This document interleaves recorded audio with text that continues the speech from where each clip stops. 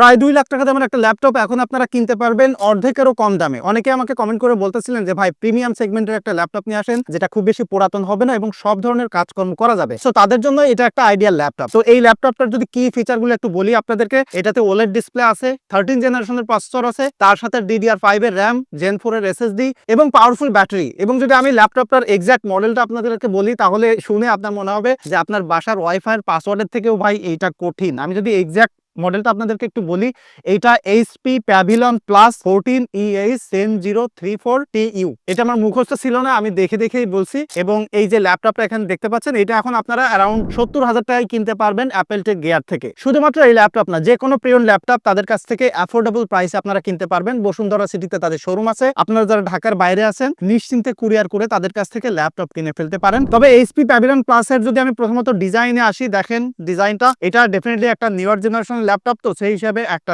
Modern design এবং build quality রয়েছে। এবং সামনে পিছনে যে ফ্রেম বডিটা দেখতে পাচ্ছেন এটা কিন্তু টোটালি অ্যালুমিনিয়াম বিল্ডের, টাফ কোয়ালিটির বিল্ড কোয়ালিটি কিন্তু এটাতে রয়েছে। এবং যে ডিজাইনটা দেখতে পাচ্ছেন, এটা তো ডিজাইন সবসময় সাবজেক্টিভ হয়, তবে এই ডিজাইনটা বা ল্যাপটপটা কিন্তু খুবই প্রিমিয়াম লুক আছে। যারা প্রিমিয়াম ল্যাপটপ খুঁজতেছেন তাদের জন্য কিন্তু ডেফিনেটলি এটা ভালো। এবং ল্যাপটপটার যে হিঞ্জটা এখানে দেখতে পাচ্ছেন, এটা খুবই স্মুথ আছে এবং একদম এই পর্যন্ত কিন্তু এটা চলে যাইতে পারে।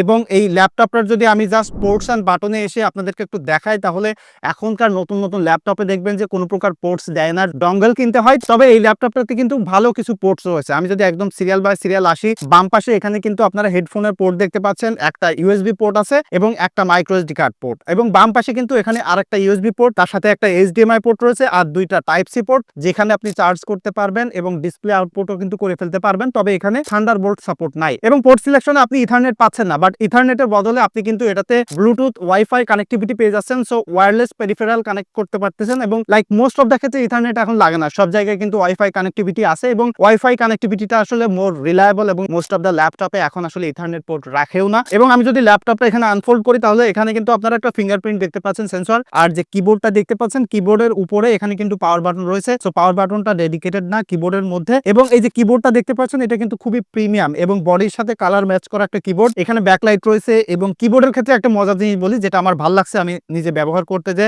আমি যখন এটাতে হোয়াটসঅ্যাপ চ্যাট করতেছিলাম বা ফেসবুক মেসেঞ্জারে চ্যাট করতেছিলাম, তখন এই এসকেপ বাটনের পাশে F1 এর সাথে কিন্তু ইমোজির জন্য একটা ডেডিকেটেড বাটন রয়েছে।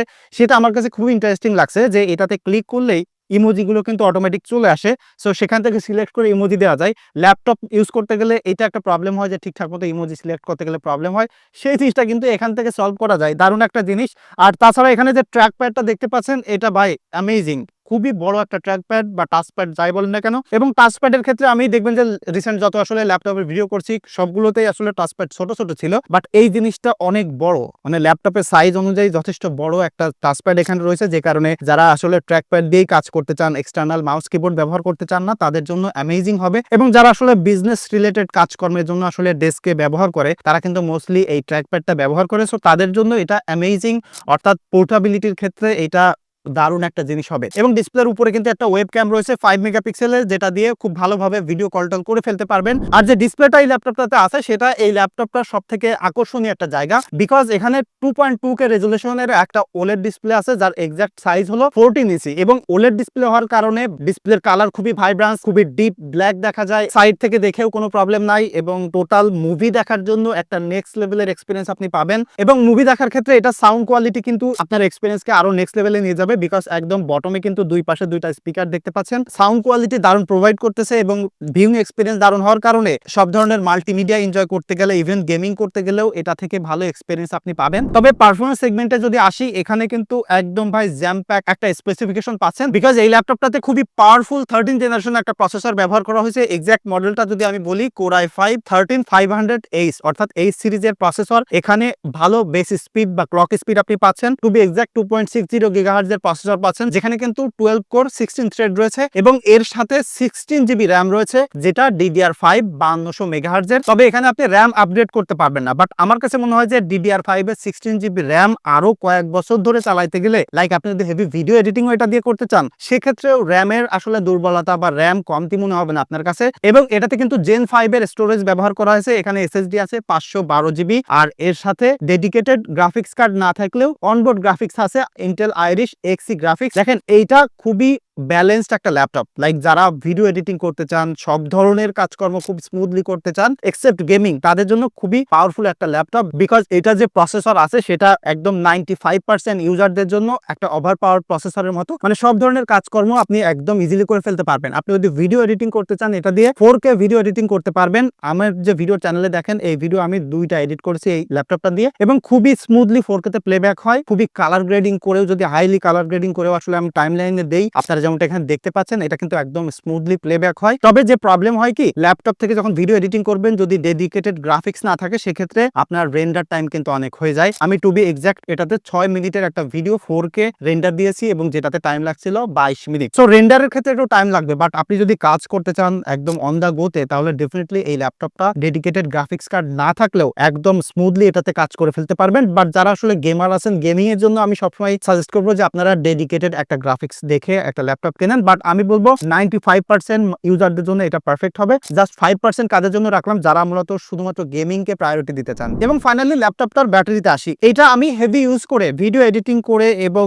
বিভিন্ন সফটওয়্যার রান করে করে এটাতে আমি ব্যাটারি ব্যাকআপ পেয়েছি 3 ঘন্টা। বাট যখন আমি নর্মাল ইউজ করছি তখন 4.5 ঘন্টার মতো ব্যাটারি ব্যাকআপ পেয়েছি। সো এখানে কিন্তু ভালো ব্যাটারি ব্যাকআপও পেয়ে যাচ্ছেন এবং আপনি চাইলে যে কোনো পিডি অ্যাডাপ্টার দিয়ে এটা চার্জ করতে পারবেন। লাইক আপনার যে স্মার্টফোনের চার্জার থাকে 60 ওয়াটের বেশি, তাহলে কিন্তু এটাতে আপনি ফাস্ট চার্জও করে ফেলতে পারবেন। সো ব্যাটারি ব্যাকআপের জন্য আসলে কোনো প্রকার প্রবলেম হচ্ছে না। তো এই মুহূর্তে আসলে এই ল্যাপটপটা কারা কিনবেন? মোস্ট অফ দ্য ইউজার যারা মেইনলি ভিডিও এডিটিং কে প্রায়োরিটি দিয়ে একটা ল্যাপটপ কিনতে চাচ্ছেন, বাট এই মুহূর্তে ডেডিকেটেড গ্রাফিক্স দিয়ে কেনার আসলে বাজেট নাই, তাদের জন্য কিন্তু এইটা ভাই এক্সিলেন্ট এবং খুবই ওভার পাওয়ারড একটা প্রসেসর। এবং আপনি প্রিয়ন যে বাজেটে পাচ্ছেন সেই বাজেটে যদি নতুন ল্যাপটপের কথা চিন্তা করেন তাহলে এইটাকে কোনো কারোর সাথে কম্পেয়ার করা যাচ্ছে না। বিকজ আমি যেমনটা স্টার্টেই বলতেছিলাম যে এটা কিন্তু প্রায় 2 লাখ টাকা দামের একটা ল্যাপটপ, বাট বর্তমানে আপনারা ইউজড হিসাবে এটা মাত্র 70,000 টাকায় কিনতেছেন। বাট কারা কিনবেন না? যদি আপনি জাস্ট গেমিং করার জন্য একটা ল্যাপটপ খুঁজেন তাহলে তো এটা ঠিক হবে না। আর গেমিং করার ল্যাপটপ কিনতে গেলে ভাই আপনাকে প্রায় লাখ টাকার উপরে কিনতে হবে, বিকজ ডেডিকেটেড গ্রাফিক্স কার্ড কিন্তু সেখানে আপনার দরকার। বাট এই ল্যাপটপটা একটা ভ্যালু ফর মানি ডিভাইস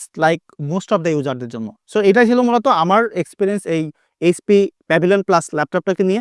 এটা যদি আপনারা কেউ ব্যবহার করেন তাহলে সেটা কিন্তু কমেন্ট করে জানাতে পারেন, তাহলে অন্যরা যারা আসলে একটা পাওয়ারফুল ল্যাপটপ কেনার কথা আসলে চিন্তা করতেছে তারা কিন্তু এইটা যদি কারো টার্গেটে থাকে আরো বেটার ডিসিশন নিতে পারবে। দেখা হচ্ছে পরবর্তী ভিডিওতে। ধন্যবাদ সবাইকে।